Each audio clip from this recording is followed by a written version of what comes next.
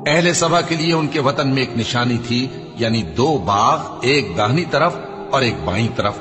कहा गया कि अपने परवरदिगार का रिज्क खाओ और उसका शुक्र करो। यहां तुम्हारे रहने को ये पाकीज़ा इलाका है और वहां बड़ा बख्शने वाला मालिक।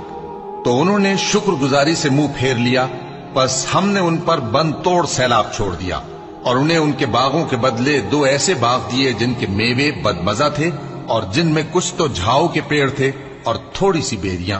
ये हमने उनको नाशुक्री की सजा दी और हम सजा नाशुक्रे ही को दिया करते हैं। और हमने उनके और मुल्क शाम की उन बस्तियों के दरमियान जिनमें हमने बरकत दी थी एक दूसरे के मुत्तसिल देहात बनाए थे जो सामने नजर आते थे और उनमें आमद और रफ्त का अंदाजा मुकर्रर कर दिया था कि रात दिन बेखौफ खतर चलते रहो।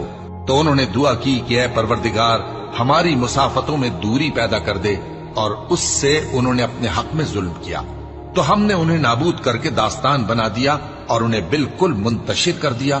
इसमें हर साबिर और शाकिर के लिए निशानियां हैं। और शैतान ने उनके बारे में अपना ख्याल सच कर दिखाया कि मोमिनों की एक जमात के सिवा वो उसके पीछे चल पड़े, और उसका उन पर कुछ जोर न था, मगर हमारा मकसूद ये था कि जो लोग आखिरत में शक रखते हैं उनसे उन लोगों को जो उस पर ईमान रखते हैं मुमताज कर दें।